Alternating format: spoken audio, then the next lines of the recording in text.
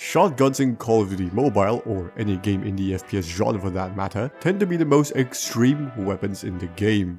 These are meant to be hyper-aggressive weapons that specialize in close quarters due to their extremely high damage output in closer ranges, pellet spread that reduces the need to be pinpoint accurate, and above average mobility. This makes them extremely polarizing weapons to play with or against.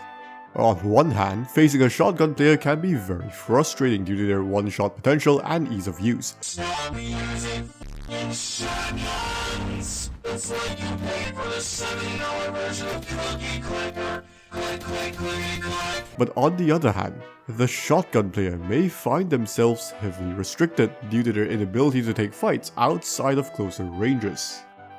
There are a small handful of shotguns that try to break this mold by extending their range at the cost of their close range potential.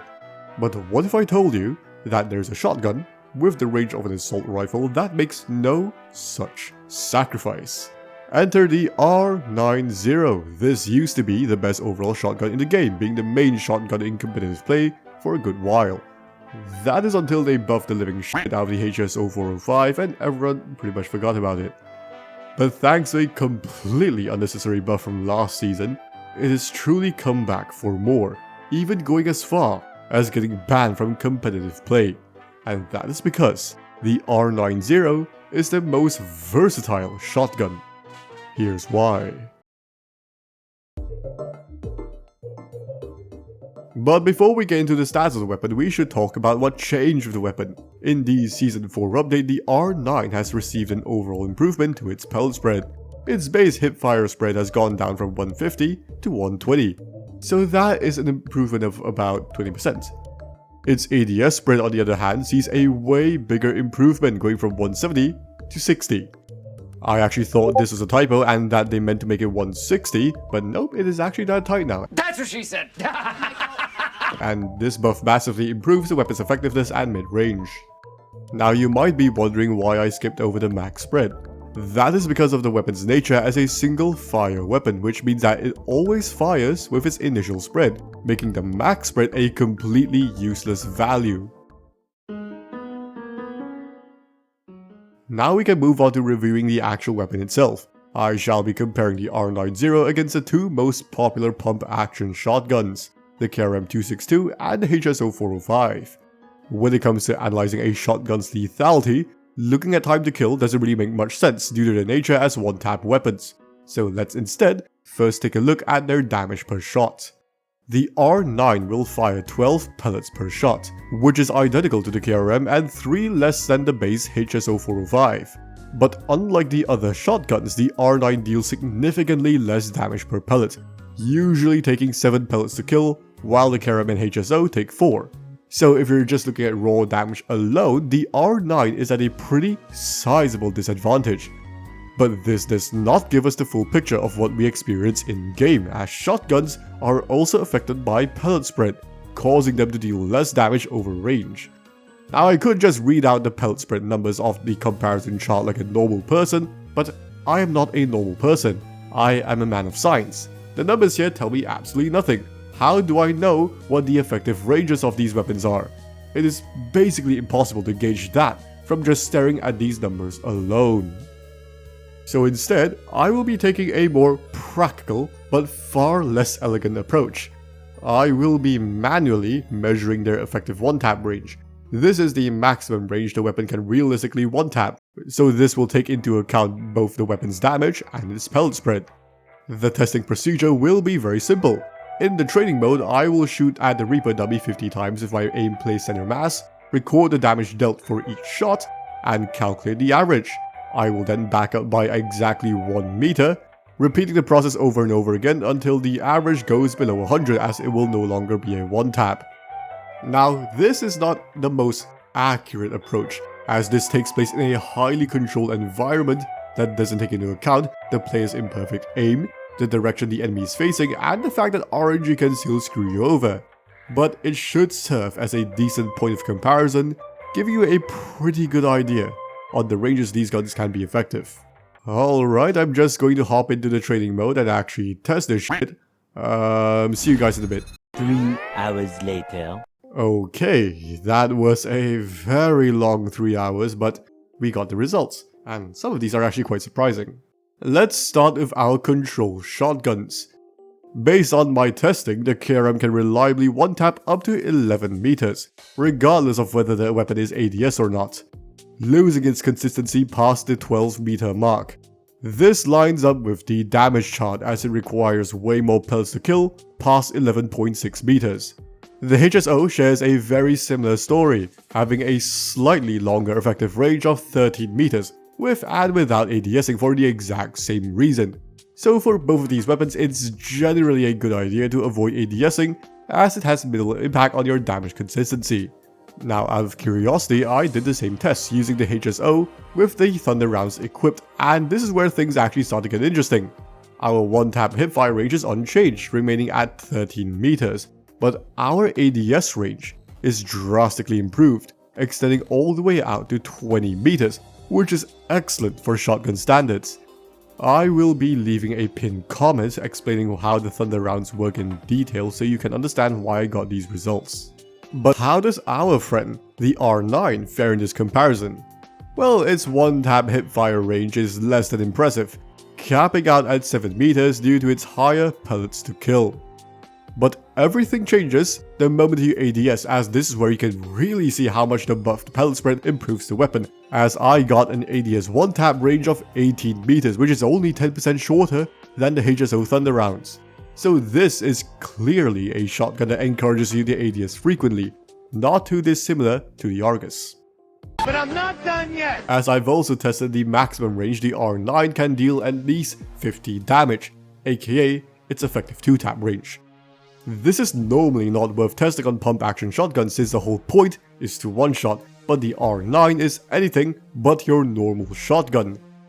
The R9 is one of the most unique weapons in the game, as it has the ability to fire twice in rapid succession before needing to rechamber. So if your first shot fails to kill, you can always fire a second shot, resulting in a very fast time to kill of 200 milliseconds. So how far does this 2-tap range extend to? Well, with my testing, the R9 can potentially 2-tap up to 17 meters when hip firing, almost matching its ADS 1-tap range. And if you ADS, you can 2-tap all the way out to a staggering 31 meters. This is the range most flex ARs tend to compete at, except the R9 can kill faster than a lot of them, while being way less precision demanding as the pellet spread allows you to be slightly off target. Oh, and by the way, I wasn't even using the max accuracy build for this testing, so its 2-tap range can actually go even further. Now, let's just say you somehow managed to miss both shots. Your frames dropped, your ping spiked, you got a low battery notification, your dad called you mid-game. Factors that were completely beyond your control. Well, fear not, because this gun has the second fastest rechamber time, beaten only by the VLK Rogue at 500 milliseconds. This is twice as fast as the KRM, and way faster than the HSO 405. So in the event that you do need more than one burst, you have much better odds at getting the next burst off. This also comes in very useful when taking on multiple enemies at once. In fact, if you have pre-input delay turned on, you can hold down the trigger and the weapon will keep firing, so you can effectively treat it like some kind of weird auto burst shotgun. Ammo capacity is also quite high for a pump action at 14 rounds, twice that of the HSO 405 and only 2 less than the Striker. This makes it a lot easier for you to spam multiple shots in quick succession. Its reload time is in line with the other shotguns, although considering the high ammo capacity, you will be spending a lot of time reloading, so running sleight of hand on this gun is a pretty good idea if you want to reduce the downtime. But this insane range and firepower does come at a cost, the main one being its mobility and handling. The R9 has the slowest sprint speed out of all the pump action shotguns, sprinting at 6.08 meters per second. For reference, this is considered mediocre for assault rifles. The idea behind this being that since you have so much range, you're less reliant on getting in the enemy's face to secure kills, so you don't need the mobility nearly as much. But while this downside isn't so bad when you take this into account, it does mean that you actually have to swap to your secondary when getting around the map, unlike the other shotguns. The R9 also has pretty slow handling for a shotgun, with its ADS time clocking in at 275 milliseconds and its sprint to fire time at 230 milliseconds. Now it might seem weird for an ADS focused shotgun to have slow ADS time, especially when you look at the Argus, which aims in way faster. That is until you realize that both weapons function way differently. The Argus is what you'd call an all or nothing weapon. You either one-tap someone from across the map or fail to get a single kill as your crosshair wears a pixel off. The Argus is effectively a pseudo-marksman rifle, as its effective range is reliant on its absurdly tight ADS spread. In addition to demanding pinpoint accuracy from the user, this also comes at the cost of horrendous hipfire accuracy, so it absolutely needs the fast ADS time to compensate.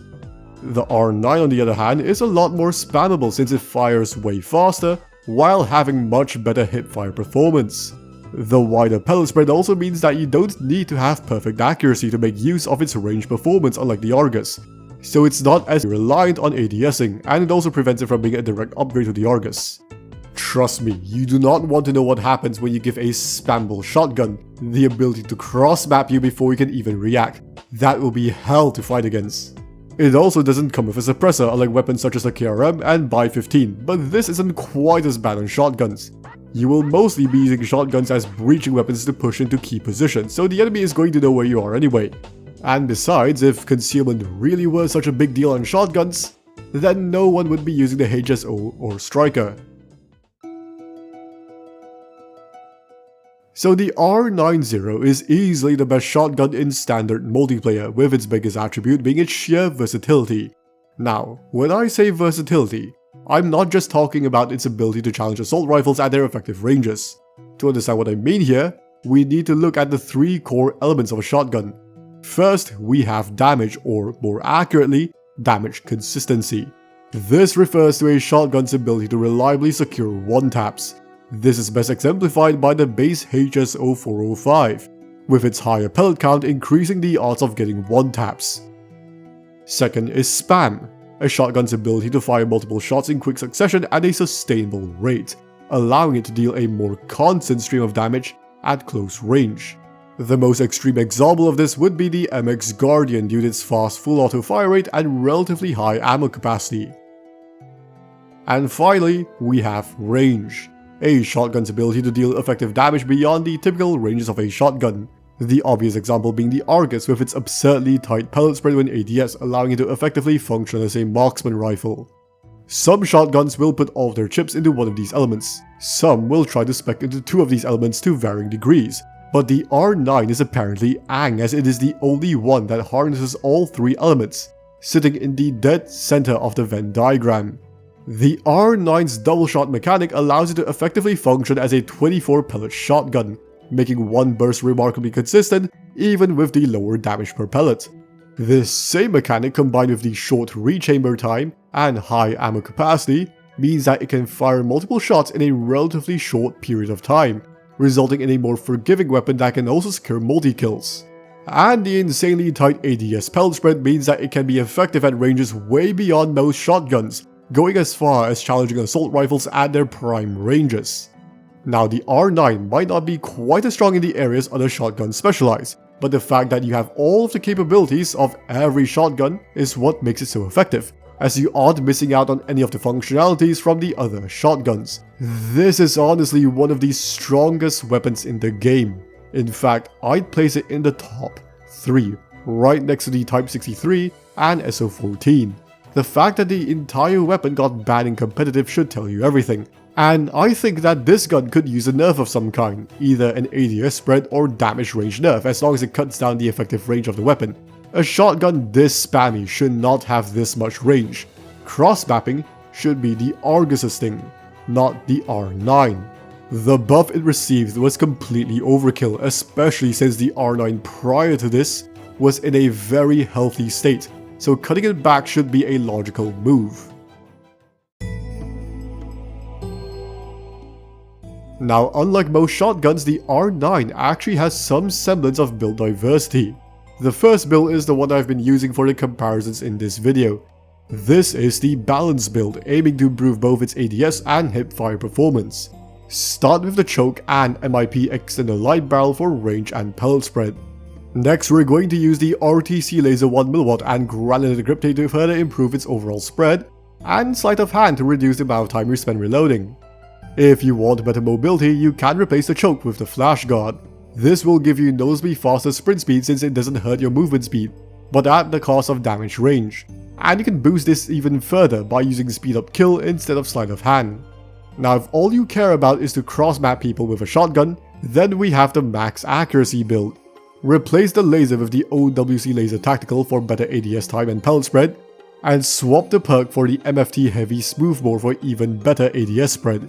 With this build, you get way better effective range thanks to the tighter pellet spread when aimed in, at the cost of worse hipfire spread, reload time, and fire rate. And that covers everything there is to know about the R9-0. As I've stated before, this is arguably one of the strongest weapons in the entire game, and I personally try to avoid using overtuned weapons as I find it immoral. Although I do have a loadout slot dedicated to the R9 in case I get into a very sweaty lobby. But that's just my experience from using the weapon, so what do you guys think about the R9-0? Do you think that this weapon could use a nerf, or is it just fine the way it is? Be sure to let me know in the comments. And if you found the video helpful, please make sure to leave a like and subscribe. But until then, I'll be seeing you in the next one. Bye bye.